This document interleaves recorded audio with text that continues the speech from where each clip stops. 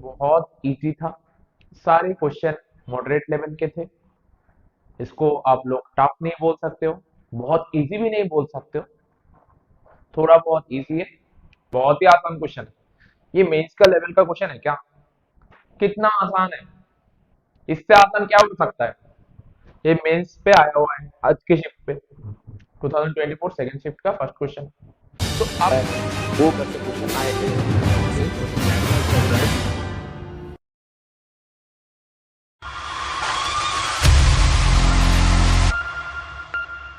Very good evening to all right, the students.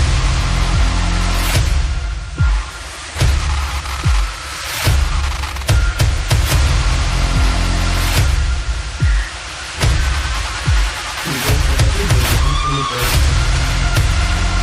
थोड़ा दूसरे module का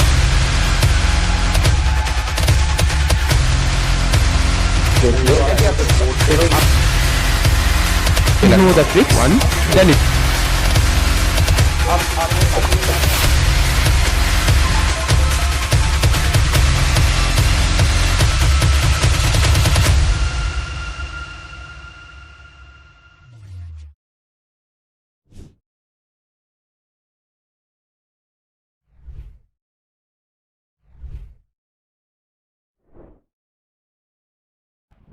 Hello guys, so welcome to Alpha once again, and I am your favorite Aniruddha Dada. And आज हम लोग इस session पे 4 April JEE mains 2024 second attempt first shift का जो केमिस्ट्री क्वेश्चन है उसको देखेंगे और उसका सॉल्यूशन भी देखेंगे। तो जैसे कि हम लोगों का एक्सपेक्टेशन था, क्वेश्चन ही बहुत इजी था। सारे क्वेश्चन मॉडरेट लेवल के थे। इसको आप लोग टफ नहीं बोल सकते हो, बहुत इजी भी नहीं बोल सकते हो, थोड़ा बहुत इजी है और थोड़ा बहुत मॉडरेट लेवल का है। ठीक है, चलो देख लेते हैं कुछ क्वेश्चन जो अभी तक मुझे मिला है। वो सारे क्वेश्चन मैं लेके आया हूँ आप लोगों के लिए। सब क्वेश्चन तो मुझे अभी तक नहीं मिला है। जितने सारे क्वेश्चन मुझे अभी तक मिला है, बच्चे एग्जाम हॉल से बाहर निकल के जितने सारे क्वेश्चन बोल पाए हैं वो सारे क्वेश्चन मैं अभी के लिए आप लोगों के लिए लेके आया हूँ। बाकी क्वेश्चन जब तक आएंगे तब तक हम देखेंगे। ठीक है, चलो। Which one of the following has maximum dipole moment? देखो PF5 और CH4 का डाइपोल मोमेंट तो जीरो होगा, क्योंकि मॉलिक्यूल क्या है? मॉलिक्यूल सिमेट्रिकल है, चारों तरफ सेम एटॉम है और सेंट्रल एटॉम के पास लोन पेयर भी नहीं है। सेम CH4 का है, चारों तरफ सेम एटॉम है, मॉलिक्यूल सिमेट्रिकल है और सेंट्रल एटॉम के पास लोन पेयर नहीं है। तो इसका डाइपोल मोमेंट जीरो है, इसका डाइपोल मोमेंट भी जीरो है। किसका डाइपोल मोमेंट मैक्सिमम बोला गया है? NH3 का डाइपोल मोमेंट क्या होगा? N तीन तरफ H है। अब तुम बोलो N और H में कौन ज्यादा इलेक्ट्रोनेगेटिव है? N। तो बॉन्ड मोमेंट का डायरेक्शन क्या? एक लोन पेयर भी है, तो बॉन्ड मोमेंट का डायरेक्शन क्या होगा? H से N की तरफ, H से N की तरफ, H से N की तरफ और एटॉम से लोन पेयर की तरफ। तो सारे बॉन्ड मोमेंट का डायरेक्शन एक तरफ है, तो इसका डाइपोल मोमेंट मैक्सिमम होगा। चलो NH3 का भी देख लेते हैं। N तीन तरफ F और N के ऊपर है लोन पेयर। बॉन्ड मोमेंट का डायरेक्शन क्या होगा? N और F में से कौन ज्यादा इलेक्ट्रोनेगेटिव है? F ज्यादा इलेक्ट्रोनेगेटिव है। तो बॉन्ड मोमेंट का डायरेक्शन होगा N से F की तरफ, N से F की तरफ, N से F की तरफ और एटॉम से लोन पेयर की तरफ। तो इधर देखो सारे बॉन्ड मोमेंट एक डायरेक्शन पे नहीं है, इसलिए इसका डाइपोल मोमेंट थोड़ा कम होगा और NH3 का डाइपोल मोमेंट ज्यादा होगा, क्योंकि सारे बॉन्ड मोमेंट एक ही डायरेक्शन पे। तो आंसर क्या हो जाएगा? NH3, जो कि केमिकल बॉन्डिंग का बहुत ही इजी क्वेश्चन है, डायरेक्ट एनसीईआरटी से आया हुआ क्वेश्चन। ठीक है, चलो next. Aldol condensation is process due to acidity of alpha hydrogen. अब हम लोगों को पता है एल्डोल कंडेंसेशन ऐसे कार्बोनिल मॉलिक्यूल देते हैं जिसके पास अल्फा हाइड्रोजन होता है। तो सही है, aldol condensation process due to acidity of alpha hydrogen, मतलब कार्बोनिल ग्रुप होना चाहिए, CO ग्रुप होना चाहिए और अल्फा कार्बन पे H होना चाहिए। बेस जाके क्या करेगा? अल्फा कार्बन से H निकाल देगा H क्या होगा, H प्लस होके निकल जाएगा, तो अल्फा कार्बन के ऊपर माइनस आ जाएगा। अभी ये जो माइनस आया है वो माइनस जाके और एक कार्बोनाइल ग्रुप के C प्लस को अटैक कर देगा। कार्बोनाइल ग्रुप मतलब CO है, C और O के बीच में डबल बॉन्ड है। पहला बॉन्ड सिग्मा, दूसरा बॉन्ड पाई, पाई बॉन्ड क्या होगा, मोर इलेक्ट्रोनेगेटिव एटम की तरफ शिफ्ट होगा, तो O के ऊपर माइनस आ जाएगा, C के ऊपर प्लस आ जाएगा। अभी A माइनस जाके C प्लस को अटैक कर देगा।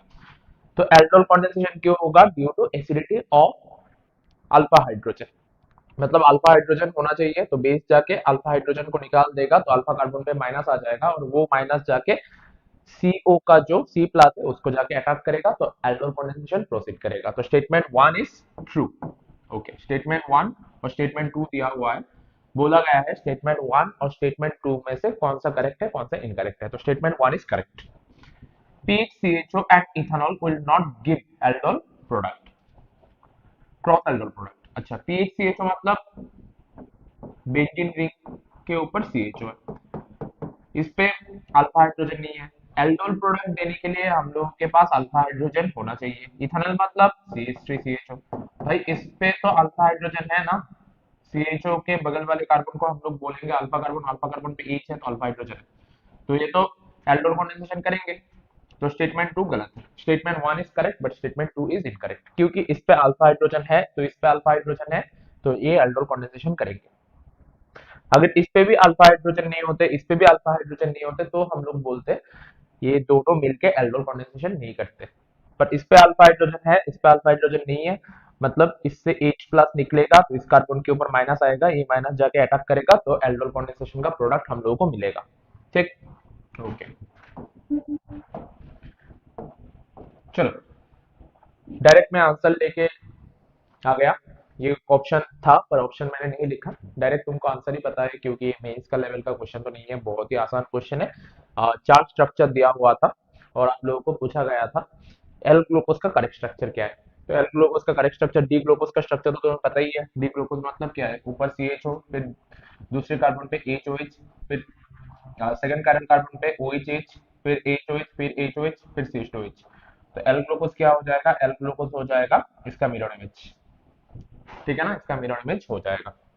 बहुत ही आसान है। अब चार ऑप्शन दिया हुआ था, बोला गया था एल ग्लूकोज का करेक्ट स्ट्रक्चर क्या है, तो एल ग्लूकोज का करेक्ट स्ट्रक्चर होगा डी ग्लूकोज का मिरर इमेज। बहुत ही आसान है।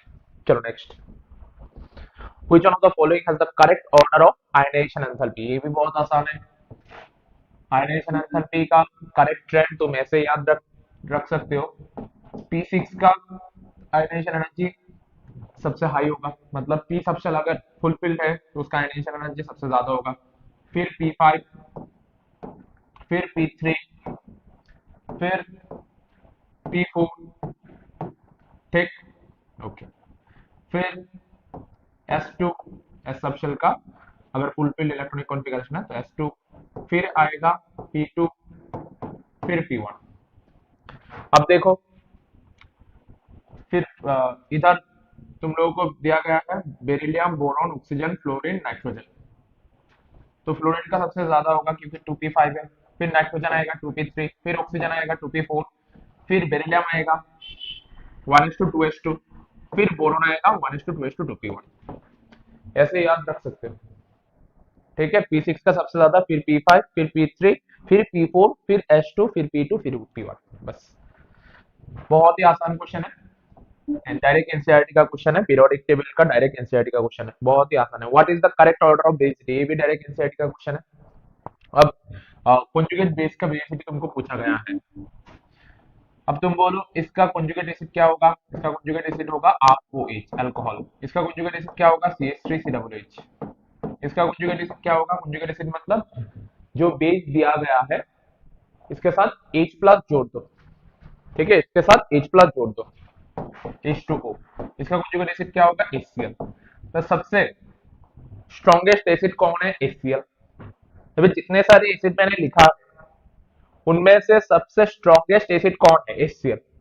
तो इसका कॉन्जुगेट बेस सबसे वीक होगा, तो Cl- सबसे वीक बेस है। और सबसे वीक एसिड कौन है, सबसे वीक एसिड है ROH। अल्कोहल इतना वीक एसिड है ना, ये H2O से भी कम एसिडिक है, तो ये सबसे वीक एसिड है, तो इसका कॉन्जुगेट बेस सबसे स्ट्रॉन्ग होगा। तो आर माइनस सबसे स्ट्रॉन्ग होगा। अब ऑप्शन एलिमिनेट करके तुम ये कर सकते हो, क्योंकि 4 ऑप्शन दिया हुआ था, 4 ऑप्शनों में से एक ऑप्शन में ही ऐसा था जिसपे आरओ माइनस का बेसिसिटी हाईएस्ट दिया गया था। ऑप्शन तो 4 थे, इनमें से एक ऑप्शन ही ऐसा था जिनमें आरओ माइनस का बेसिसिटी हाईएस्ट बोला गया था। तो जिन ऑप्शन पे आरओ माइनस का बेसिसिटी हाईएस्ट दिया हुआ है और सीएल माइनस का बेसिसिटी लोएस्ट है, वही होगा करेक्ट आंसर। ठीक, ये बेस दिया हुआ है तो हम लोग कॉन्जुगेट एसिड मिल जाएगा। कैसे? बेस के साथ H प्लस जोड़ दो तो कॉन्जुगेट एसिड मिल जाएगा। जो एसिड ज्यादा स्ट्रॉन्ग है उसका बेस उतना वीक है, और जो एसिड जितना वीक है उसका कॉन्जुगेट बेस उतना स्ट्रॉन्ग है। ठीक, ओके, ये भी डायरेक्ट एनसीईआरटी का क्वेश्चन है। At what pressure in bar of H2 E cell of H plus to H2 0 at 25 degree centigrade? ये भी बहुत ही आसान क्वेश्चन है। पहले रिएक्शन लिख दो, क्या होगा? रिएक्शन 2H प्लस 2 इलेक्ट्रॉन लेके H2 कर रहा है, ये रिएक्शन। अब तुमको बोला गया है ई सेल 0 है, हम लोगों को पता है क्या? हम लोगों को पता है E of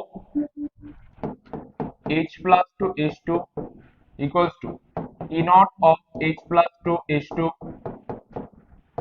minus non equation 0.06, कितना इलेक्ट्रॉन है? 2 इलेक्ट्रॉन है, 0.06 बाई एन, एन मतलब कितना इलेक्ट्रॉन इन्वॉल्व है रिएक्शन पे, log 0.06 by 2 log pressure of H2 by H plus का कॉन्सेंट्रेशन, कोफिशिएंट 2 है तो to the power 2।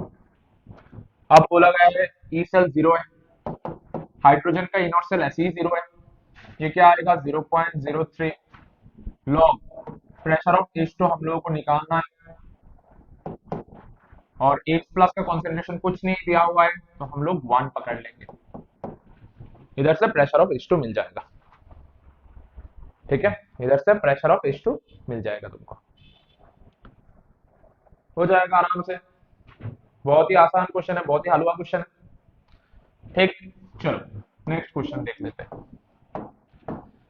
Which one of the following does not give Lessing test? Does not होगा, does नहीं, does not give Lessing test। अबे Lessing test कौन देगा? Organic molecule. तो Lessing test देने के लिए कार्बन का होना जरूरी है। फ्लोरीन पे कार्बन है तो ये देगा, फिनाइल हाइड्रोजन पे कार्बन है, फिनाइल मतलब बेंजीन, ये भी देगा। ग्लाइसिन पे कार्बन है तो ये भी देगा। हाइड्रोजन पे कार्बन नहीं है तो ये नहीं देगा। करेक्ट आंसर होगा ऑप्शन बी, हाइड्रोजन। बहुत ही आसान क्वेश्चन है, ये मेंस का लेवल का क्वेश्चन है क्या? कितना आसान है, इससे आसान क्या हो सकता है? ये मेंस पे आया हुआ है आज के शिफ्ट पे, 2024 सेकंड शिफ्ट का फर्स्ट क्वेश्चन, मतलब फर्स्ट नहीं, बहुत ही आसान क्वेश्चन है। किसी किसी पे फर्स्ट क्वेश्चन था, किसी का 10th क्वेश्चन था। ठीक है, बहुत ही आसान है, फर्स्ट शिफ्ट का क्वेश्चन इतना आसान है। तुम सोचो मेंस का लेवल अभी इतना तक आ गया, तुम थोड़े से अच्छे से भी पढ़ोगे ना तो सारे क्वेश्चन तुमसे हो जाएगा। How many are correct? Okay, ऐसा दिया गया था, कितना रिएक्शन करेक्ट था? एग्जैक्ट क्वेश्चन तो नहीं मिला है, जितना मिला है वो बोल रहे हैं हम लोग। एग्जैक्ट क्वेश्चन हम लोग को नहीं मिला, जितने बच्चे ने बोला है बाहर आके उसमें से जितना हो सकता है उससे हम लोग क्वेश्चन बनाए हैं। ठीक है, रोजेनमान रिएक्शन। अब देखो रोजेनमान रिएक्शन का कैटलिस्ट क्या है? H2PdBsO4। इस पे दिया गया था प्रोडक्ट तुमको मिलेगा RCOH।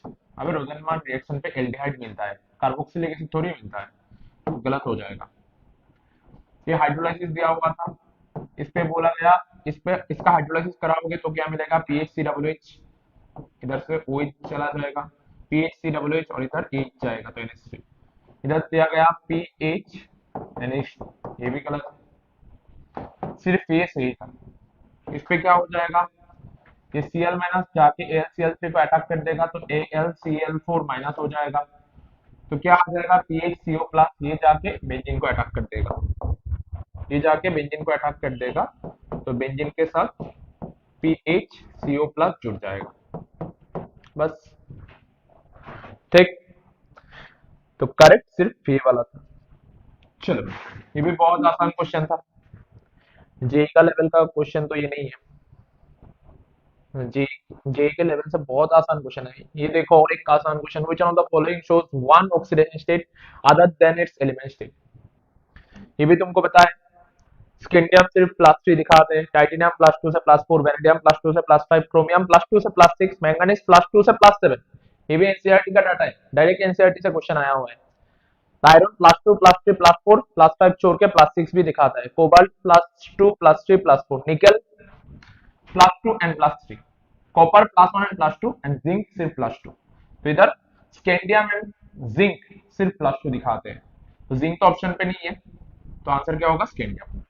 ठीक, तो चलो इस वीडियो पे हम लोगों को जितने सारे क्वेश्चन अभी तक मिला है वो हम लोगों ने कर लिया है। अगले वीडियो में और बाकी सारे क्वेश्चन देखेंगे, ठीक है?